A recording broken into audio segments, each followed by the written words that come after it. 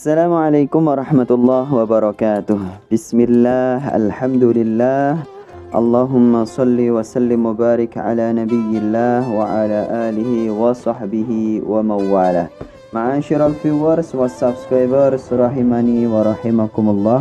Saya baru saja belanja beberapa buku dari penerbit Aqwam Media Profetika, salah satu penerbit yang menjadi idaman dan idola saya sejak saya masih di bangku madrasah Tsanawiyah, yang mana dulu saya untuk beli buku itu harus naik bus dulu ke kota ya, karena rumah saya ada di desa. Nah, ini saya beli cukup melalui aplikasi warna oranye itu ya. Nah, ini saya beli, Masya Allah, masih baru.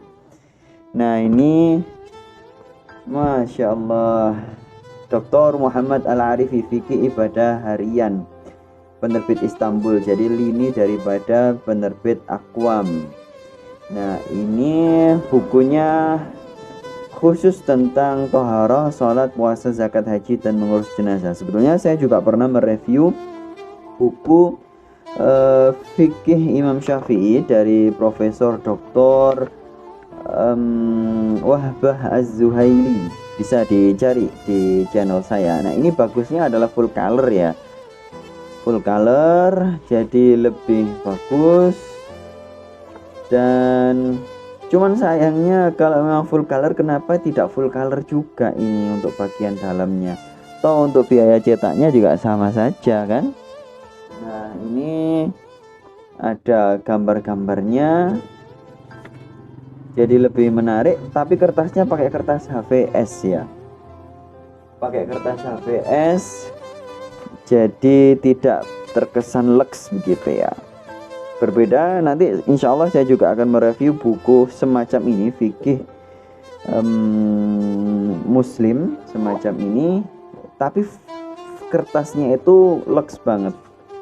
Nah, gambar-gambarnya ini sebetulnya kalau gambar-gambar ini diambil dari internet ya, kalau ini sebenarnya foto sendiri ya, ini foto sendiri, ini foto sendiri. Tapi kalau gambarnya dari internet semacam ini ya, itu sebetulnya di sini harus dicantumkan dari mana sumbernya. Itu ketentuan dari pusat perbukuan yang ada di bawah Kementerian Pendidikan. Nah, ini terbitan tahun 2015.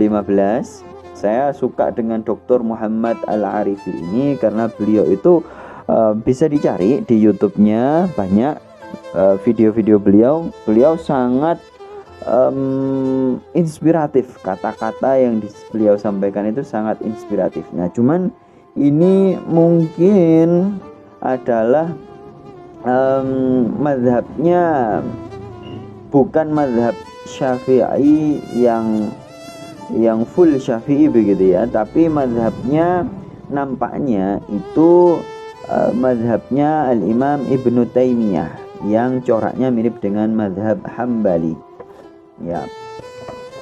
Nah, di sini bagus, ringkas ya, ada banyak gambar yang menarik, cocok untuk kaum milenial. Nah, ini dia, Masya Allah. Nah, gambar-gambar semacam ini kan harusnya dicantumkan referensinya atau rujukannya di mana. Tapi setidaknya dengan tebal 256 halaman, ini buku yang praktis dan mungkin judulnya agak aneh juga ya, Fikih Ibadah Harian. Entah judul aslinya apa ini, coba kita cek. Wa ma khalaqatul jinna wal insa illa liya'budun. Judulnya begitu dari kitab Arabnya, tapi diartikan fikih ibadah harian. Padahal bukan ibadah harian kan ya. Zakat dan haji itu juga bukan ibadah harian. Mengurus jenazah juga tidak selalu. Puasa ya, ada puasa yang harian, yaitu puasa Ramadan selama 30 hari atau minimal 29 hari. Nah, jadi secara judul memang agak kurang pas ya, tapi secara desain bagus ya, bagus, lebih hidup, dan fontnya juga jaraknya antar baris itu bagus, font ini Arabnya juga bagus. Baik, itu buku yang pertama. Buku yang selanjutnya, nah ini saya penasaran. Saya beli buku apa saya juga lupa. Nah, ini bukanya gimana nih? Nah, di sini berarti. Saya paling suka dengan Aqwam karena buku-bukunya itu terjemahan yang bagus-bagus. Berkali-kali saya sampaikan begitu. Dan alhamdulillah penerbit Aqwam juga pernah memesan naskah Al-Quran ke saya dengan desain dan corak yang sesuai kesukaan mereka. Sudah selesai saya kerjakan, sudah saya serahkan. Entah sekarang sudah masuk ke tahap apa. Semoga bisa segera terbit. Nah, ini dia. Wah, bisa ditebak judulnya apa ya? Nggak bisa ini. Kalau ini bisa, kisah-kisah dalam Al-Quran. Nah, ini saya memang dari sejak lama pengen banget punya ini. Masya Allah, kisah-kisah di dalam Al-Quran, karya Dr. Hamid bin Ahmad At-Tahir. Saya pernah mengedit buku terjemahan karya Dr. Hamid bin Ahmad At-Tahir. Judulnya itu Anak Durhaka kalau tidak salah. Tapi buku tersebut tidak jadi terbit karena penerbitnya ada masalah soal keuangan ya. Sampai sekarang belum bangkit lagi penerbitnya, meskipun masih menerbitkan buku tapi belum bangkit ya. Ini kertasnya book paper. Kelemahan book paper itu biasanya kena lembab sedikit, biasanya terus keluar jamur-jamurnya di sini, terus kena lembab itu bisa melengkung. Harganya 185. Covernya Dove, ada embossnya, ada spot UV-nya. Nah, ini khas. Kalau biasanya penerbit Beirut itu ada begini ya, untuk Eskiblat istilahnya. Di sini cover bagian dalam itu istilahnya Eskiblat. Kemudian, nah di sini Sahih Qasasil Quran judulnya. Nah, kemudian terbitan tahun 2017. Nah, terbitan tahun 2017. Banyak kisah-kisahnya, ada berapa kisah ini? Kisah ada 38 kisah yang diambil dari Al-Quran, dan ini dikonfirmasi dengan banyak riwayat-riwayat yang lainnya. Cuman ini memang mu'alifnya itu corak madhabnya itu adalah madhab Imam Ibnu Taimiyah ya. Kemudian makanya banyak mengutip juga tasih hadisnya dari Asy-Syaikh Al-Albani.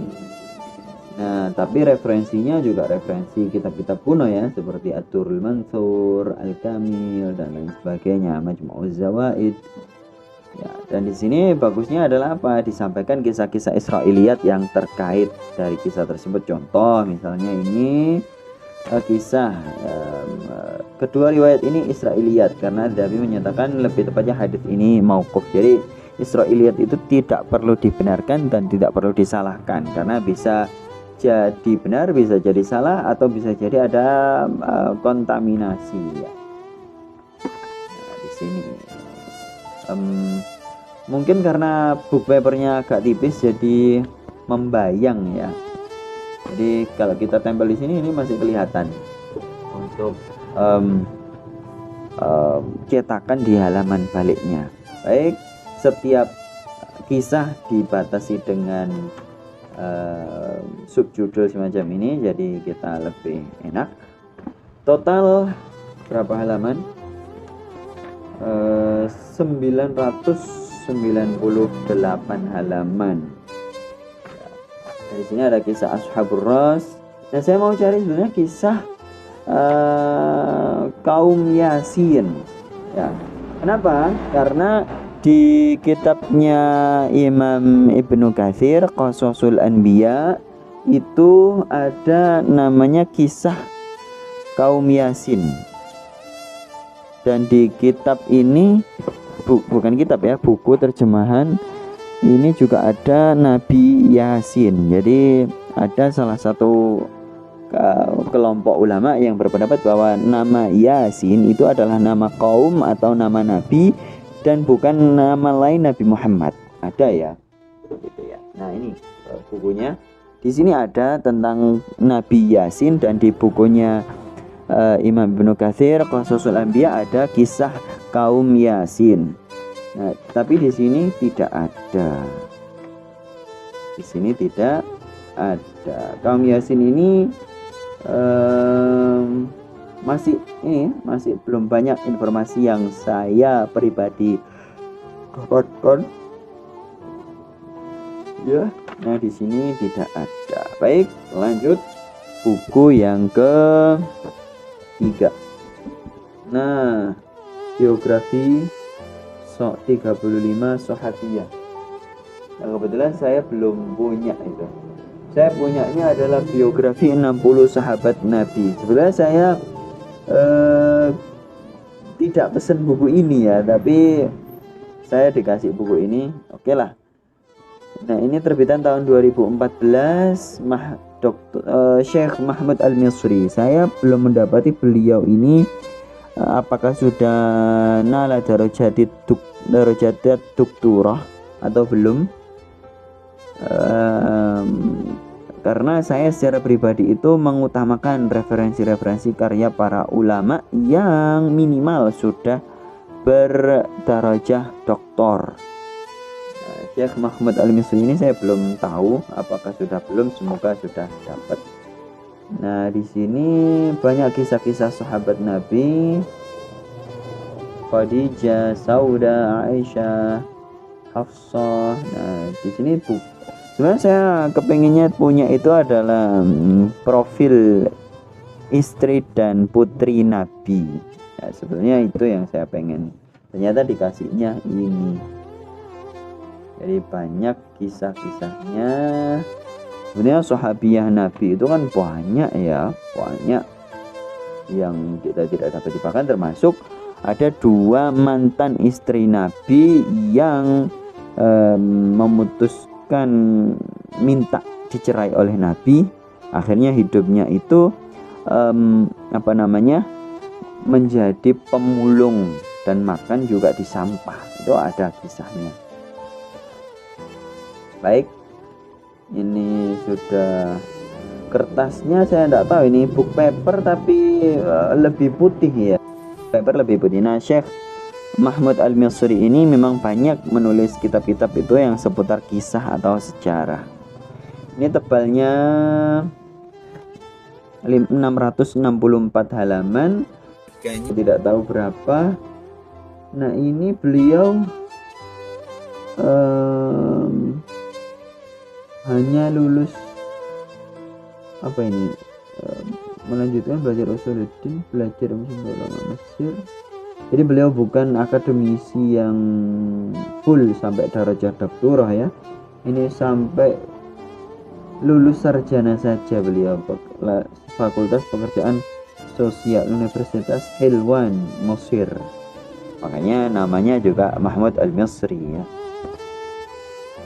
Ya, dan ternyata di sini juga tidak hanya kisah tentang para sahabat ya, tapi juga ada kisah-kisah sahabat seperti Ja'far bin Abi Thalib di sini ya.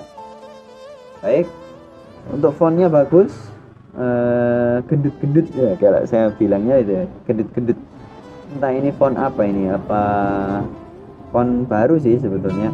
Nah, kalau di peraturan Puskurbuk, Pusat Kurikulum dan Buku yang ada di bawah Kemdikbud itu, sebenarnya untuk identitas buku itu harus mencantumkan juga informasi font apa yang dipakai dan lisensinya itu apa, gratis untuk komersil atau bagaimana. Baik, selanjutnya buku yang ini yang paling saya tunggu-tunggu, yang paling saya suka, Fikih Ibu. Nah, banyak ilmu-ilmu fikih tentang wanita. Bukan fikih nisa ini ya, beda. Tapi ini fikih ibu, artinya khas masalah ibu. Nah, Ini penulisnya adalah wanita, ya, Wafa binti Abdul Aziz As-Suwailim, magister syariah. Jadi masih S2 bukan S3. Universitas Imam Muhammad bin Saud Riyadh, summa cum laude. Jadi derajatnya di bawah cum laude begitu ya. Ahkamul fil fiqhil islami, terbitan tahun 2013, sudah lama ya. Definisi ibu, kertasnya pakai kertas HVS, fontnya juga pakai Calibri ini. Babnya ada berapa bab ini? Ada banyak ya, terkait persusuan, pernikahan, nafkah, ya, tindak pidana, takzir, dan hukum-hukum yang lainnya. Bagusnya apa? Referensinya itu lintas mazhab dan kitab-kitab yang kuno banget ya. Al-Mabsut, Radul Mukhtar, Mughnil Muhtaj itu Syafi'i, Asyaful Qina, banyak sekali, dan langsung ada tarjihnya. Tapi ingat, yang namanya tarjih itu adalah tarjih menurut siapa ya. Kalau menurut satu madhab tertentu ditarjih silakan. Tapi kalau tarjih menurut ulama kontemporer yang kemudian itu dianggap ya pendapat yang lainnya itu salah atau mutlak, nah itu salah ya, semacam itu tidak boleh. Yang namanya tarjih itu adalah mana yang unggul menurut madhab tertentu dan memang itu kita suka. Tapi untuk aujuh yang lain itu boleh dipakai dalam kondisi-kondisi yang tertentu. Nah, ini masalah madhab ya. Bisa dibaca di buku saya, metode ini buku pengantar apa itu saya lupa. Intinya adalah buku tentang kuantum fikih ya. Judulnya itu ya. Baik, tebalnya berapa ini? 492 halaman. Ummul Qura. Jadi bukan Aqwam ya. Ummul Qura untuk buku-buku yang tebal semacam ini. Istanbul. Dan ya ini. Baik, semoga bermanfaat, semoga kita diberi rezeki yang lebih banyak lagi supaya bisa membeli banyak buku dan kita bisa membacanya dan mengamalkannya serta mengajarkannya. Wabillahi taufiq wal hidayah. Assalamualaikum warahmatullahi wabarakatuh.